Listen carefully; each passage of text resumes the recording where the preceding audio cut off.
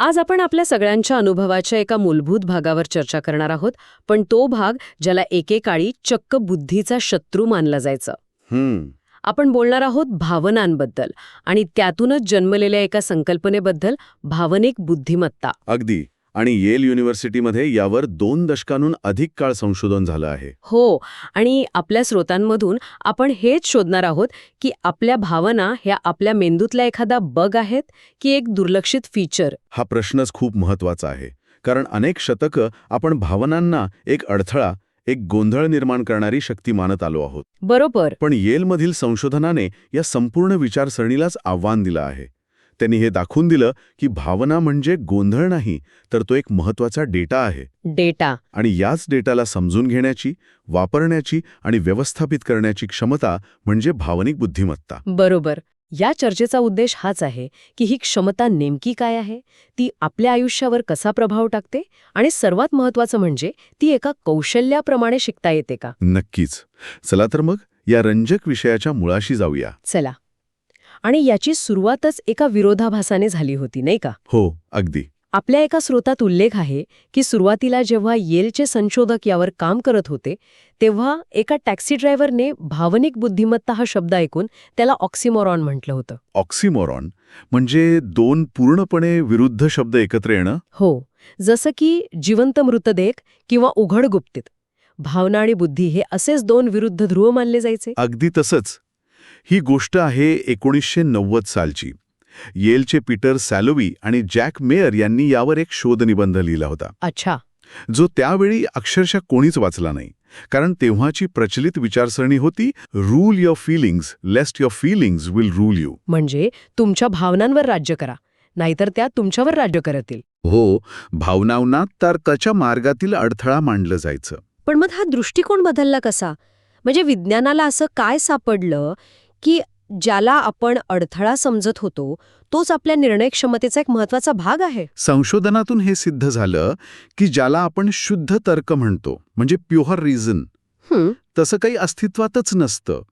आपलं लक्ष केंद्रित करण्याची क्षमता, आपली स्मरणशक्ती, शिकण्याची प्रक्रिया, निर्णय घेण्याची क्षमता, इतरांशी नातेसंबंध जोडण्याची कला, अगदी, आणि आपलं शारीरिक मानसिक आरोग्य, या सगळ्यावर आपल्या भावनांचा थेट आणि खूप खोलवर परिणाम होतो. भावना या विचारांना अडथळा नाही आणत, तर त्या विचारांना दिशा देतात. म्हणजे आपण भावनांना सिग्नल म्हणून बघायला हवं, नॉईज म्हणून नाही. बरोबर. आपल्या गाडीच्या डॅशबोर्डवर जशा वेगवेगळ्या लाईट्स असतात, तशाच या भावना आहेत ज्या आपल्याला आत काय चाललंय हे सांगतात. तुम्ही अगदी अचूक उपमा वापरलीय. आणि आपण हे सिग्नल्स किती दुर्लक्षित करतो याचा एक धक्कादायक उदाहरण येलमधील एका अभ्यासात समोर आलं. तुम्ही त्या शिक्षकांच्या अभ्यासाबद्दल बोलताय का? तो अभ्यास खरंच डोळे उघडणारा आहे. हो. आपले निर्णय किती निष्पक्षपाती असतात या आपल्या भ्रमाचा तो अक्षरशः फुगा फोडतो. हो, तोच अभ्यास. यात संशोधकांनी काही शिक्षकांना 2 गटांमध्ये विभागलं. एका गटाला त्यांच्या आयुष्यातील एका खूप आनंदी दिवसाची आठवण करायला सांगितली, ज्यामुळे ते एक सकारात्मक मनस्थितीत गेले. हो, आणि दुसऱ्या गटाला एका वाईट दिवसाची आठवण करायला लावून त्यांना नकारात्मक मनस्थितीत आणलं. म्हणजे फक्त एका आठवणीने त्यांची संपूर्ण भावनिक स्थिती बदलली. मग पुढे काय झालं? त्यानंतर दोन्ही गटांतील शिक्षकांना एका विद्यार्थ्याचा निबंध तपासायला दिला गेला. आणि तो निबंध सगळ्यांसाठी सारखाच होता. अच्छा. पण निकाल धक्कादायक होता. ज्या शिक्षकांची मनस्थिती सकारात्मक होती त्यांनी दिलेले ग्रेड, आणि ज्यांची मनस्थिती नकारात्मक होती त्यांनी दिलेले ग्रेड, त्यांच्यात फरक होता. खूप मोठा फरक होता. 1 ते 2 पूर्ण ग्रेडच्या सकारात्मक मूडमधील शिक्षकांनी जास्त गुण दिले. काय सांगताय? म्हणजे एका विद्यार्थ्याचं शैक्षणिक भवितव्य यावर अवलंबून होतं की त्याच्या शिक्षकाचा सकाळचा मूड कसा होता? अगदी. ही तर खूपच धोकादायक गोष्ट आहे. आपले व्यावसायिक आणि वस्तुनिष्ठ मानले जाणारे निर्णय किती तकलादू पायावर उभे आहेत हे यातून दिसतं. आणि ह्यातला सर्वात चिंताजनक भाग तर अजून पुढे आहे, नाही का? हो. जेव्हा त्या शिक्षकांना विचारलं गेलं की तुमच्या मते तुमच्या भावनांचा तुमच्या मूल्यांकनावर काही परिणाम झाला का, तेव्हा 90% शिक्षकांचं उत्तर होतं नाही, अजिबात नाही. अविश्वसनीय. म्हणजे आपल्या भावना इतक्यात छुपेपणाने काम करतात, त्या बॅकग्राऊंडमधून आपल्या निर्णयांचे दोर ओढत असतात आणि आपल्याला त्याचा पत्ताही नसतो. बरोबर. मग प्रश्न असा येतो की या अदृश्य शक्तीला ओळखायचं कसं, तिला काबूत कसं आणायचं. मला वाटतं इथेच येलचं RULR फ्रेमवर्क महत्वाचं ठरतं. अगदी बरोबर. ही अनभिज्ञता दूर करण्यासाठी आणि भावनांना समजून घेण्यासाठी एक पद्धतशीर मार्ग आवश्यक होता, आणि तोच RULR पुरवतो. RULER. ओहो, रुलर हे 5 कौशल्यांचं नावाचं संक्षिप्त रूप आहे. यातलं पहिलं अक्षर आहे R. रेकग्नायझिंग म्हणजेच भावना ओळखणे. ओळखणे. स्वतःच्या शरीरात काय बदल होत आहेत, मनात कोणते विचार येत आहेत आणि समोरच्या व्यक्तीच्या चेहऱ्यावरचे हावभाव, देहबोली, आवाजाचा टोन यावरून भावना ओळखता येणं. एक मिनिट, म्हणजे तुम्ही म्हणताय की इतरांच्या चेहऱ्यावरचे हावभाव ओळखणं हे सुद्धा एक शिकण्यासारखं कौशल्य आहे.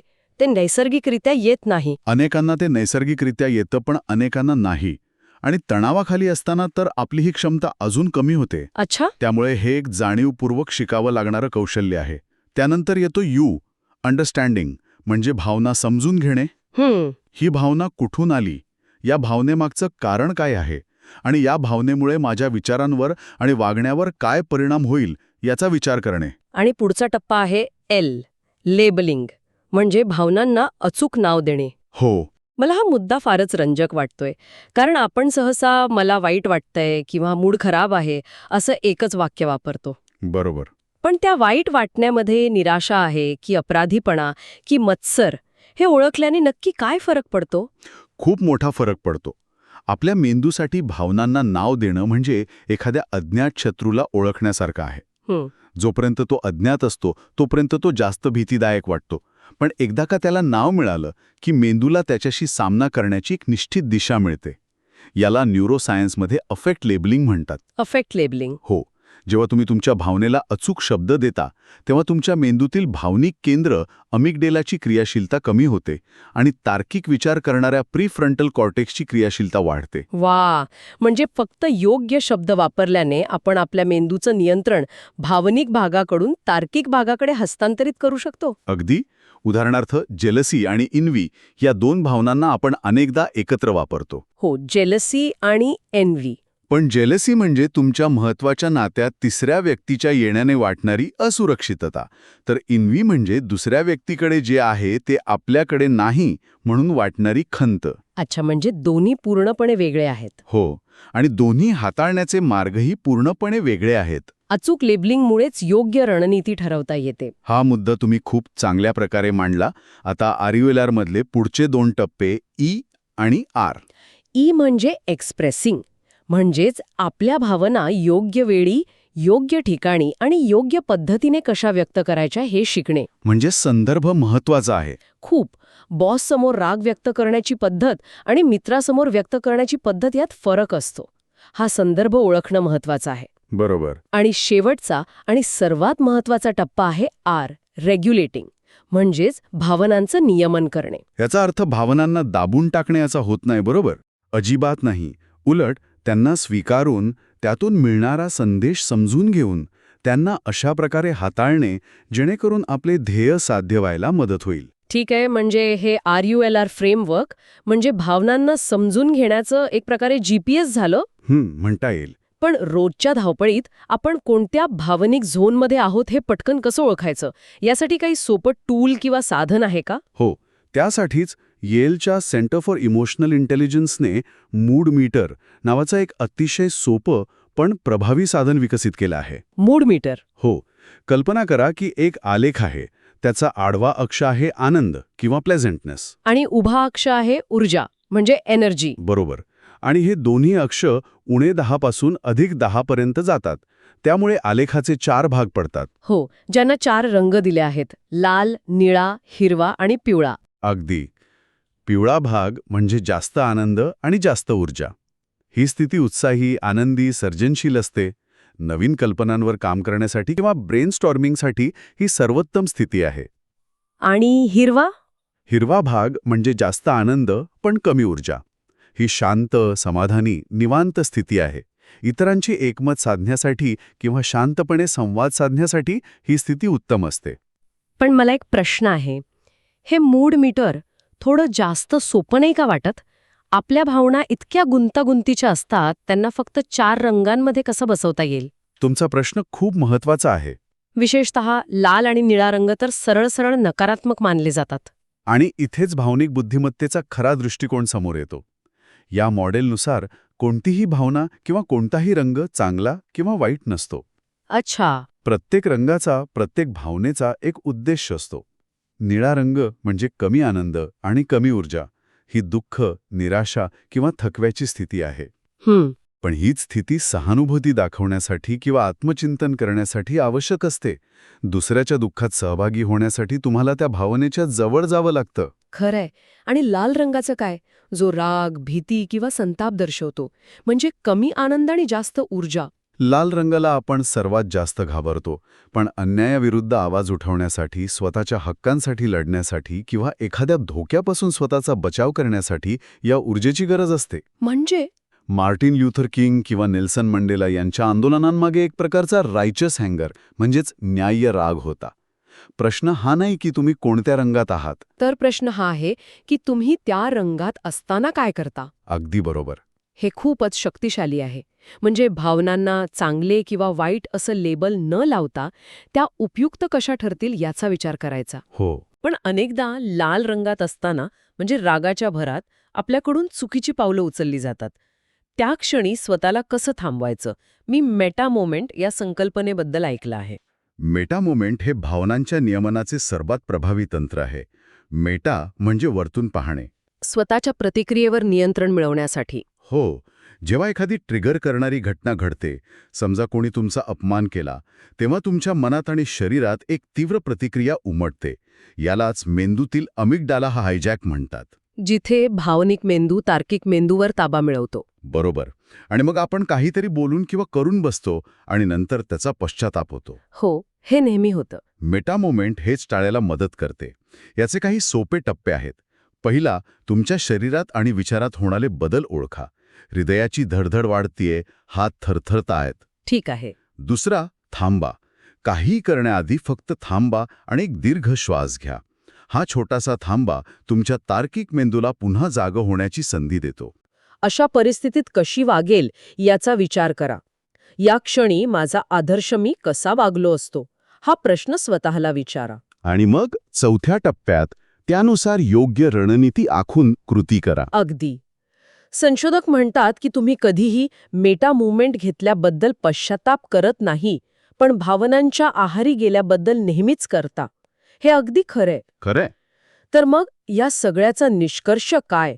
ही ruler, mood meter, meta movement यांसारखी कौशल्य शिकवल्याने लोकांच्या आयुष्यात, विशेषतः विद्यार्थ्यांच्या आयुष्यात खरंच काही ठोस फरक पडतो का? नक्कीच पडतो. यावर अनेक वर्षांचं संशोधन आहे.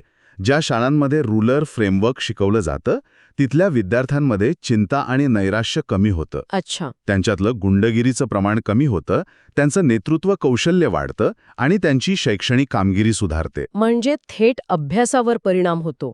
हो, कारण जी विद्यार्थी आतल्या भावना चांगल्या प्रकारे सांभाळू शकतात, ते अभ्यासावर अधिक लक्ष केंद्रित करू शकतात, शिक्षकांशी आणि मित्रांशी चांगले संबंध निर्माण करू शकतात. आपल्या स्रोतांमध्ये गॅरेथ नावाच्या मुलाची एक गोष्ट आहे, जी हे सर्व सिद्धांत प्रत्यक्षात कसे उतरतात याचं उत्तम उदाहरण आहे, नाही का? हो, गॅरेथची गोष्ट हृदयस्पर्शी आहे. कल्पना करा, एक मुलगा जो शाळेत जायला घाबरतो कारण त्याला इतर मुलं सतत त्रास देतात. तो अभ्यासात मागे पडला आहे, त्याचा आत्मविश्वास पूर्णपणे खचला आहे, तो स्वतःला मूर्ख समजू लागलाय. पण मग त्याच्या आयुष्यात एक बदल घडतो. हो, तो एका अशा शाळेत जातो जिथे भावनिक बुद्धिमत्तेला RULR ला महत्त्व दिलं जातं. तिथे त्याला पहिल्यांदा एक सुरक्षित वातावरण मिळतं. आणि मग एक दिवस त्याला त्याच्या भावनांवर आणि अनुभवांवर एक कविता लिहायला सांगितलं जातं. सुरुवातीला तो घाबरतो, पण शिक्षक त्याला प्रोत्साहन देतात आणि तो लिहितो. त्याच्यावर होणाऱ्या त्रासाबद्दल, त्याच्या भीतीबद्दल. हो, त्याच्या एकटेपणाबद्दल. आणि ती कविता फक्त कागदावरचे शब्द नव्हते. तो त्याच्या आत दाबलेल्या भावनांचा स्फोट होता. अगदी. जेव्हा तो ती कविता वर्गात वाचून दाखवतो, तेव्हा एक क्षण शांतता पसरते आणि मग टाळ्यांचा कडकडाट होतो. वा. त्याचे मित्र, त्याचे शिक्षक सगळे त्याचं कौतुक करतात. त्या एका क्षणी गॅरेथला पहिल्यांदा जाणवतं की त्याच्या भावना चुकीच्या नाहीत आणि तो एकटा नाही. तो क्षण त्याच्यासाठी एका नव्या सुरुवातीचा होता. आणि तो पुढे जाऊन एक आत्मविश्वासू कवी बनला. हो, यावरून हेच सिद्ध होतं की जेव्हा वातावरण सुरक्षित आणि भावनिकदृष्ट्या पोषक असतं तेव्हा कोणतीही व्यक्ती आपली खरी क्षमता सिद्ध करू शकते. त्याचा शैक्षणिक विकास हा त्याच्या भावनिक विकासाशी अविभाज्यपणे जोडलेला होता. तर आजच्या चर्चेतून हे अगदी स्पष्ट होतंय की भावनिक बुद्धिमत्ता हा काही विरोधाभास नाही, तर ते एक अत्यंत महत्वाचं आणि शिकता येणारं कौशल्य आहे. अगदी रोलर आणि मूड मीटर सारखी साधनं आपल्याला भावनांना गोंधळ न मानता आपल्या फायद्यासाठी वापरता येणारा डेटा म्हणून बघायला शिकवतात. हो, हे म्हणजे भावनांना तर्काच्या विरुद्ध न मानता तर्काचा एक अविभाज्य आणि शक्तिशाली भाग मांडण्यासारखा आहे. बरोबर. जाता जाता ऐकणाऱ्यांसाठी एक विचार. 13व्या शतकातील सुफी कवी रुमीची एक सुंदर कविता आहे, द गेस्ट हाऊस. त्यात ते म्हणतात की आपलं अस्तित्व एका गेस्ट हाऊससारखं आहे. प्रत्येक सकाळी एक नवीन पाहुणा येतो. आनंद, दुःख, मत्सर, राग या सगळ्या पाहुण्यांचं आदराने स्वागत करा. कारण प्रत्येक पाहुणा आपल्याला काहीतरी नवीन शिकवण्यासाठी पाठवलेला असतो. अगदी.